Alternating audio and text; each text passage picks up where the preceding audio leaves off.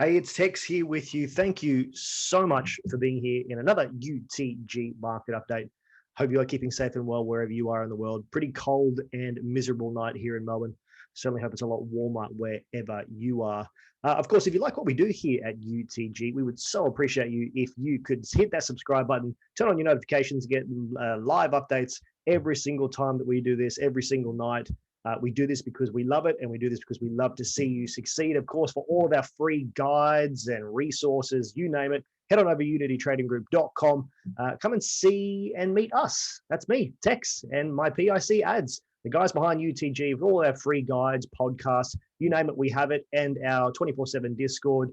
And I have to quickly announce, we've been getting asked a lot of questions about our we never toot our own horn, but the incredible indicator that we have created, Gravy Train, for all markets. A lot of people saying, hey, do you have a coupon code for this?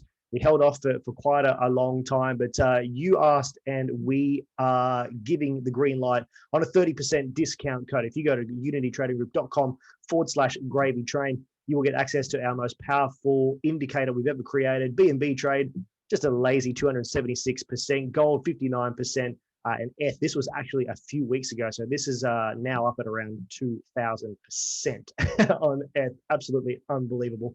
All right, let's get into this BTC, LTC, ETH, and we'll look at a couple of altcoins as well. We saw this dip today. We didn't quite get to this 61.8 level, so we just shy of front running that 59.7 level where we were anticipating a move as we broke out of this parallel channel. So I'm going to get rid of that because we've had that for a little bit of time. But you can actually see before I got rid of that how we're having this repeating structure: parallel channel, break to the upside, parallel channel, break to the upside, parallel channel. We did break to the upside, but we had quite a decent little seller falling from 59 down to that 54.6 level. And you can see how beautifully those fibs were respected that haven't been changed for a little while now. Looking at Unicorn, it did give us the down signal, and our 50 fib sitting quite a little bit lower down here at 53. If there's weakness in this market right now, I'm seeing it on BTC. I'm not yet seeing it as dramatically on the alts. And I said this last Thursday during my update. I was more conscious of alts running at that time than what I was with BTC. If BTC could just behave itself, the alts would do their thing. And we've seen that in droves, and we've been really fortunate to get some really nice moves in the last week or so. One thing I did say today is that, yes, excuse me, we are sitting, at this point, we were sitting just below our MA cluster, our 5100, 200 MA. We are sitting between it, but we're trapped right now between that 56.6 and this 54.62 level. If we did break to the upside, I would really want to see us make a higher high from this level and hold this 59 or ideally 60K level. There's a bit of weakness again, as I said, in BTC at the moment.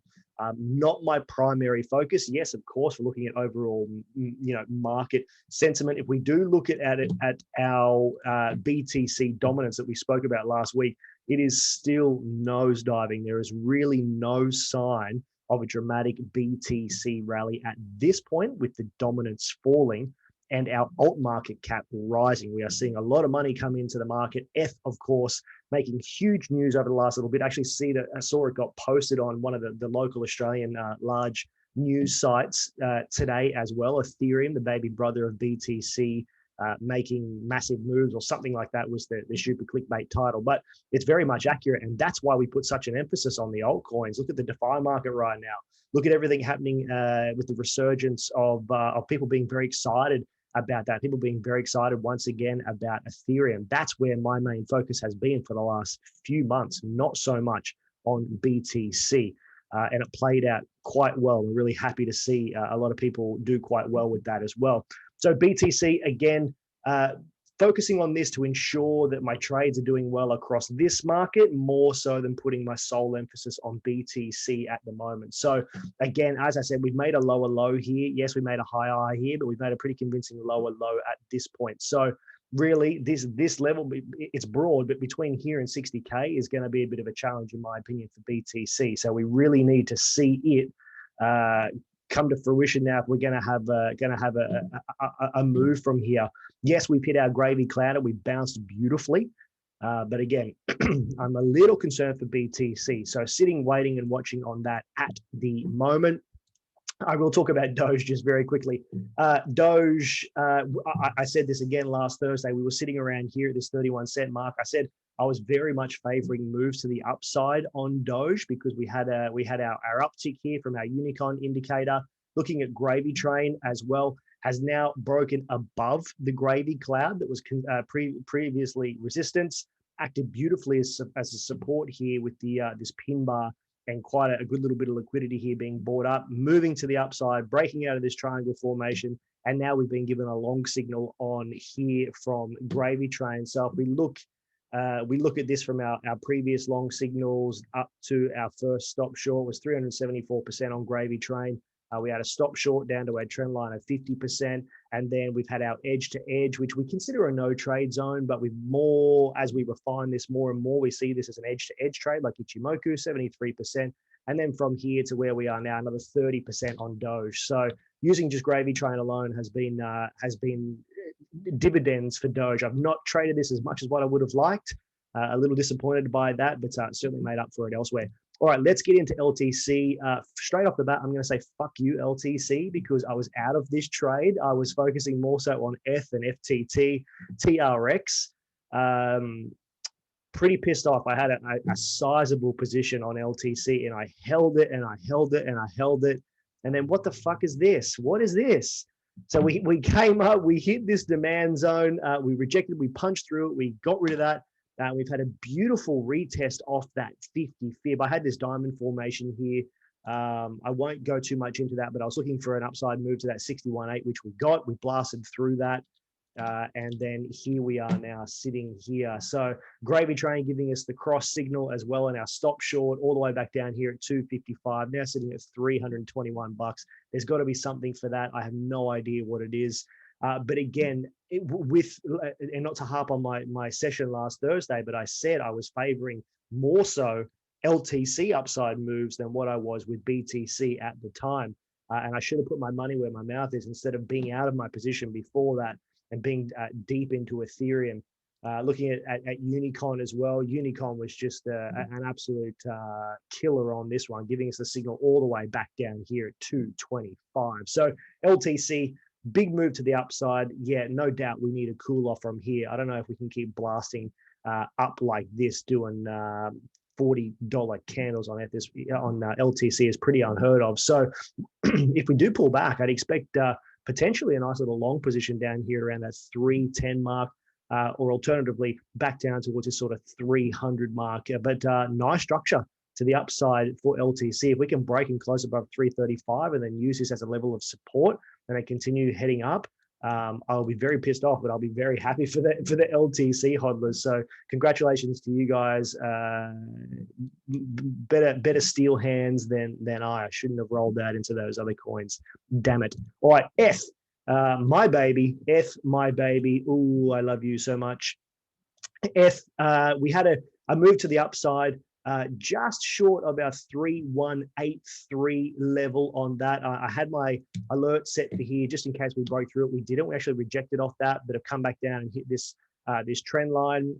So a little bit of a triangle formation here now as well. My sentiment doesn't change on ETH. It does not change at all on ETH. I'm still favoring moves to the upside.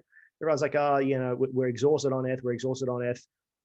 Maybe, but the sentiment doesn't really tell me that at the moment. And despite what we think about retail investors and despite what we think about the retail market, there's certainly a lot of pull there. So I've not sold a single penny of my ETH since 1320, and I will not be selling any of my ETH until we get to 5K. Audacious numbers, but look at how much we've pumped in the last little bit. As I've been saying to our guys inside Discord, it's free, by the way. Come on in, unitytradinggroup.com, and you can come on in through here.